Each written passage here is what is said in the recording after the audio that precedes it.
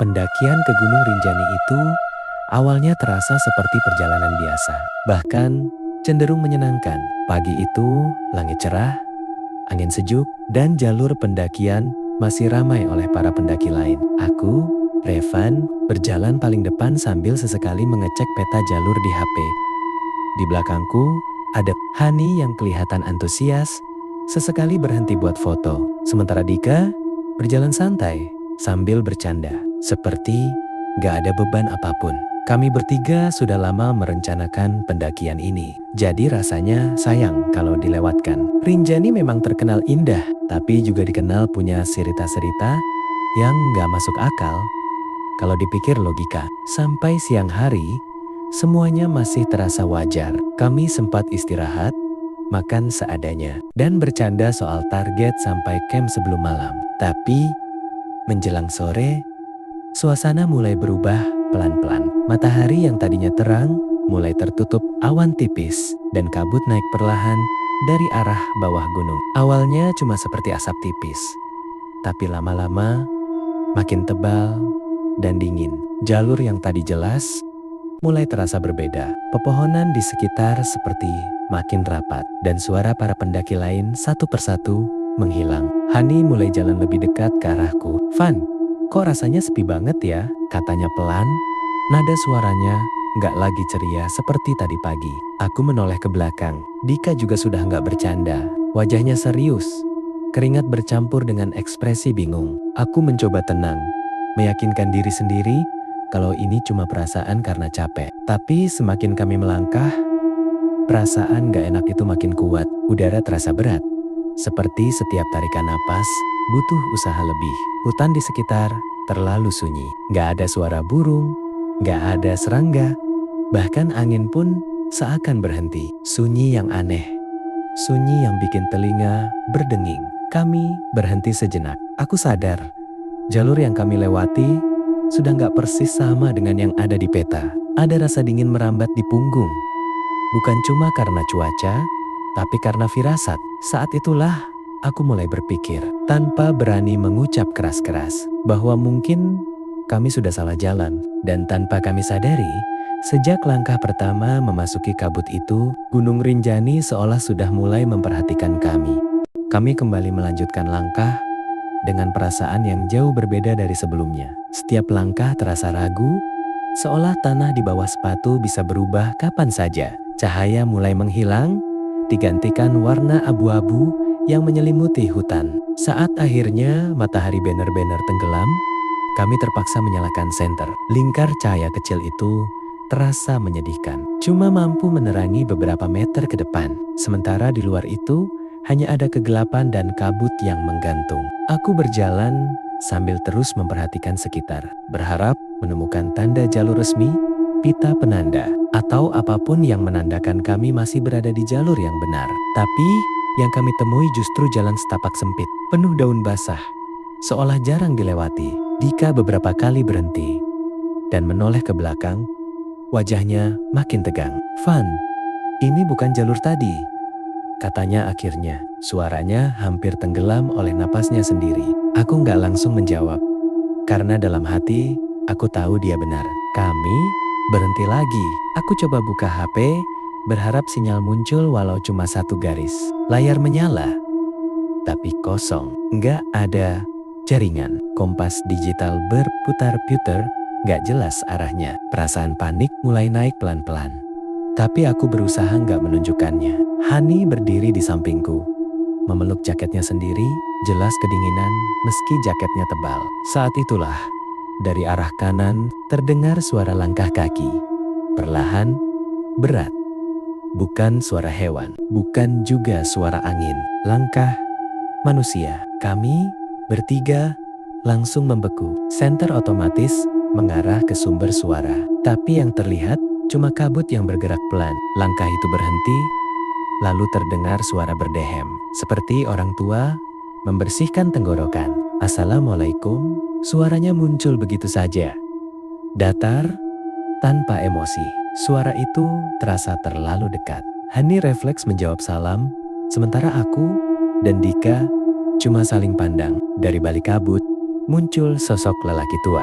Tubuhnya agak membungkuk, pakai pakaian serba gelap yang terlihat lusuh dan kotor. Wajahnya sebagian tertutup bayangan senter, tapi garis senyumnya kelihatan jelas.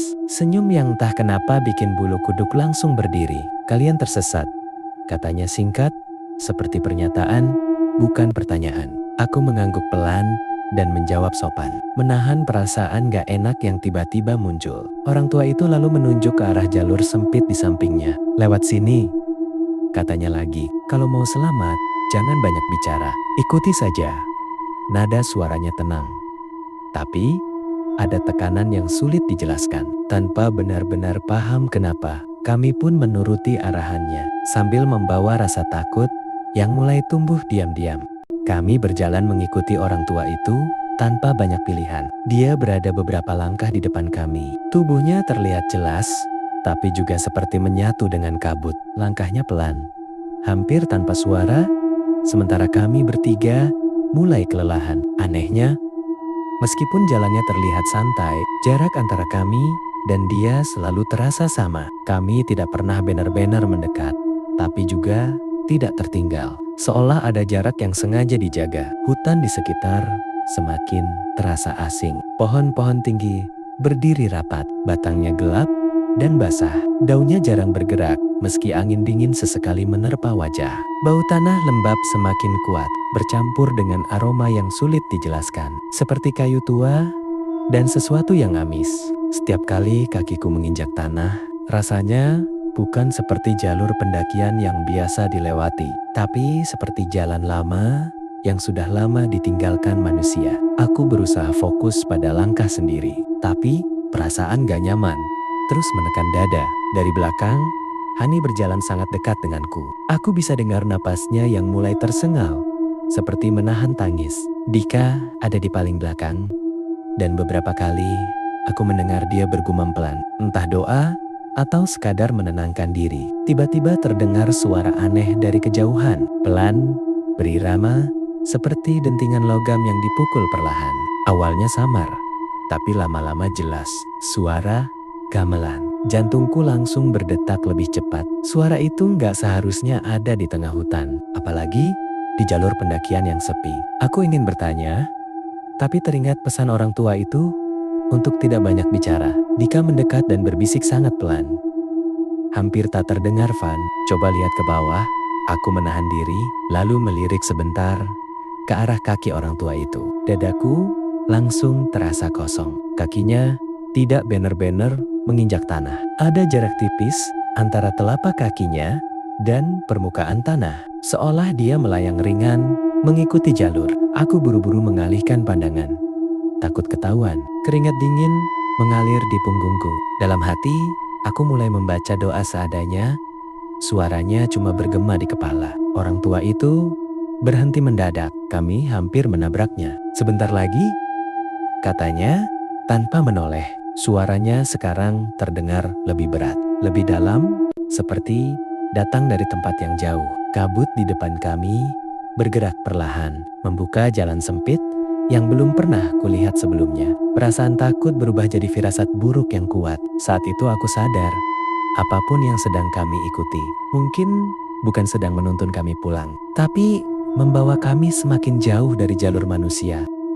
Kami terus berjalan, sampai akhirnya orang tua itu berhenti di sebuah area yang terasa lebih terbuka. Kabut di tempat itu berputar pelan, seolah berusaha menutupi sesuatu. Saat cahaya senterku menyapu ke depan, aku melihat sebuah batu besar berdiri sendirian di tengah tanah lapang kecil. Batunya hitam, permukaannya kasar, dipenuhi lumut tebal yang tampak basah seperti baru saja disiram air. Udara di sekitar batu itu jauh lebih dingin dibandingkan jalur sebelumnya, membuat napasku terlihat samar di depan wajah. Orang tua itu berdiri tepat di samping batu tersebut, tanpa menoleh. Dia mengangkat tangannya dan menunjuk ke arah celah sempit di balik batu. Celah itu gelap, terlalu gelap, seperti lubang yang menelan cahaya senter. "Lewat sini," katanya pelan. Nada suaranya terdengar berbeda, lebih dalam dan berat, seakan bukan lagi suara manusia tua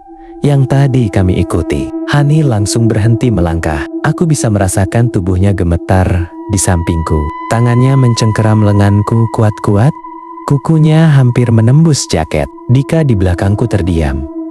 Napasnya terdengar tidak beraturan. Perasaan gak enak yang sejak tadi menekan dadaku kini berubah jadi rasa takut yang nyata. Semua naluriku menolak untuk melangkah ke arah celah itu. Tanpa sadar, aku menoleh ke belakang. Aku ingin memastikan jalur tadi masih ada.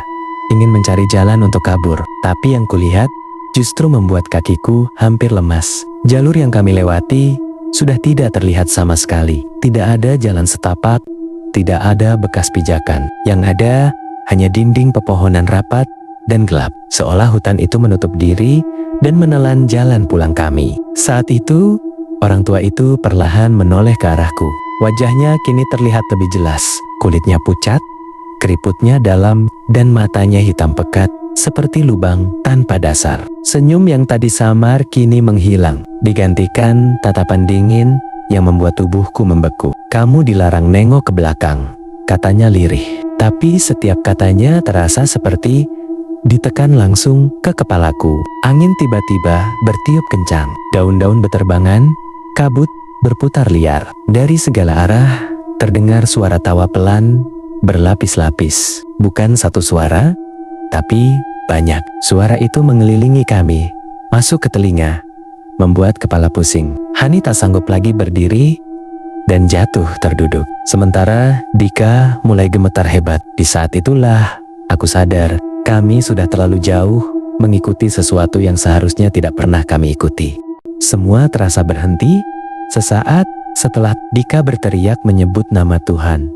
Suara tawa yang tadi berlapis-lapis itu mendadak lenyap. Angin berhenti, kabut membeku di udara. Hening yang tersisa justru terasa jauh lebih menakutkan. Orang tua itu berdiri kaku di depan kami, tubuhnya tidak bergerak, tapi bayangannya perlahan memanjang ke segala arah, seperti merayap di tanah. Perlahan, wujudnya berubah.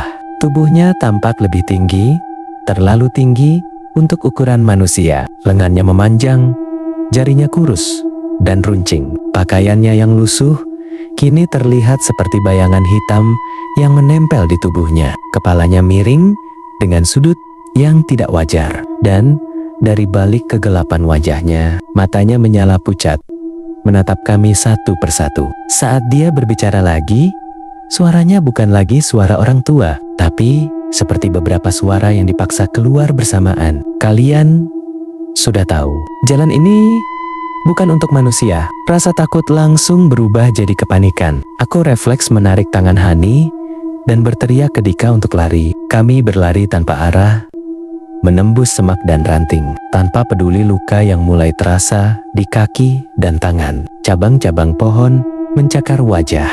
Akar-akar membuat kami hampir jatuh berkali-kali. Di belakang terdengar suara gesekan, seperti kain diseret di tanah. Disusul tawa pelan yang kini terdengar sangat dekat. Napas kami tersengal.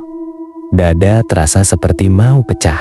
Aku bisa merasakan kehadiran itu mengikuti, bukan dengan langkah kaki, tapi seperti melayang di belakang kami. Setiap kali aku menoleh sedikit, hawa dingin langsung menusuk, membuat tubuhku merinding hebat. Di tengah kepanikan itu, Hani hampir terjatuh ke tanah yang tiba-tiba menurun tajam. Aku berhasil menariknya tepat waktu. Jantungku hampir berhenti saat melihat gelapnya tanah di bawah kami. Saat harapan mulai habis dan kaki terasa makin lemas, samar-samar terdengar suara yang sangat tidak kami duga. Bukan tawa, bukan langkah, tapi lantunan azan yang pelan. Suara itu seperti datang dari kejauhan, tapi cukup jelas untuk membuat langkah kami terhenti. Kabut di depan kami mulai menipis, dan untuk pertama kalinya sejak lama, aku merasa ada sedikit ruang untuk bernapas. Kami berhenti berlari, bukan karena aman, tapi karena kaki sudah tidak sanggup lagi bergerak. Napas kami terengah-engah. Dada naik turun dengan cepat. Tenggorokan terasa kering dan perih. Di tengah suara azan yang masih terdengar samar, kabut perlahan menyingkir, seperti ditarik mundur oleh sesuatu yang tak terlihat. Cahaya senterku kini memantul pada tanah yang lebih rata, tidak lagi penuh akar dan semak liar. Saat mataku mulai terbiasa, aku melihat sesuatu yang membuat lututku hampir menyerah. Di depan kami, berdiri sebuah papan kayu tua dengan tanda arah jalur pendakian. Tulisan di papan itu memang sudah pudar, tapi jelas menunjukkan jalur resmi. Aku menoleh ke kanan dan kiri, memastikan ini bukan halusinasi karena kelelahan atau ketakutan. Dika langsung jatuh, terduduk di tanah, menutup wajahnya dengan kedua tangan. Sementara Hani menangis terisak tanpa suara.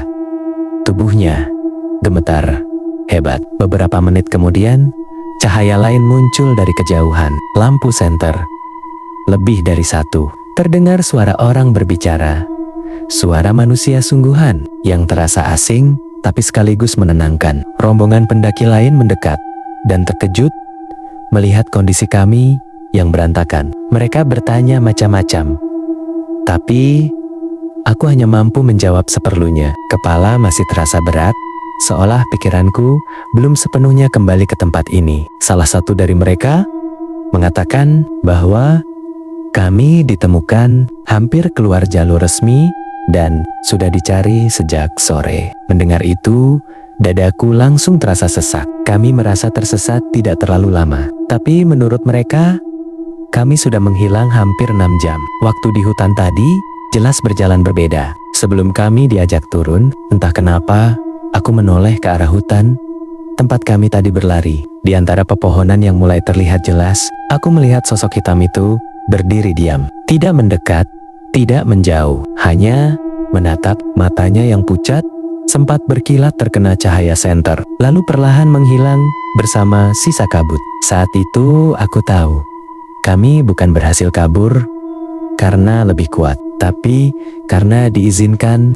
Setelah kami benar-benar turun dari Gunung Rinjani, semuanya memang terlihat kembali normal. Tapi rasa normal itu hanya di luar. Di dalam diri kami bertiga ada sesuatu yang berubah dan sulit dijelaskan dengan kata-kata. Kami berpisah setelah sampai di bawah, masing-masing pulang dengan tubuh lelah dan pikiran kacau. Malam itu aku hampir tidak bisa tidur. Setiap kali memejamkan mata, yang muncul adalah kabut tebal, jalur sempit, dan sosok hitam dengan tatapan kosong yang seolah masih mengawasi dari kejauhan. Beberapa hari kemudian, Dika mengirim pesan di grup. Isinya singkat, tapi bikin dada terasa dingin. Dia bilang, sejak kejadian itu, dia sering dengar suara langkah kaki di belakangnya, terutama saat sedang sendirian. Langkahnya pelan, teratur, dan selalu berhenti saat Dika menoleh. Hani juga mengalami hal yang hampir sama. Dia sering mimpi berada di hutan berkabut, mengikuti seseorang yang berjalan di depannya. Setiap kali hampir mendekat,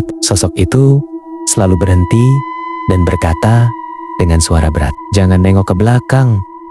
Hani bilang, dia selalu terbangun dengan napas sesak dan tubuh berkeringat dingin. Aku sendiri tidak lebih baik. Beberapa kali saat berjalan sendirian di tempat sepi, aku merasa seperti ada yang mengikuti. Bukan dengan suara jelas, tapi dengan rasa dingin yang tiba-tiba menyentuh punggung. Pernah suatu malam, saat aku sedang duduk di teras rumah, aku mendengar suara langkah di halaman, pelan, tanpa tergesa. Saat aku berdiri dan melihat keluar, tidak ada siapa-siapa, tapi udara di sekitarku mendadak terasa berat, persis seperti di hutan waktu itu. Beberapa minggu kemudian, aku memberanikan diri bercerita ke seorang warga tua yang tinggal tidak jauh dari jalur pendakian. Setelah mendengar ceritaku, dia hanya menghela napas panjang dan menggeleng pelan. Katanya, di Rinjani ada jalur-jalur lama yang sudah lama ditinggalkan manusia. Jalur itu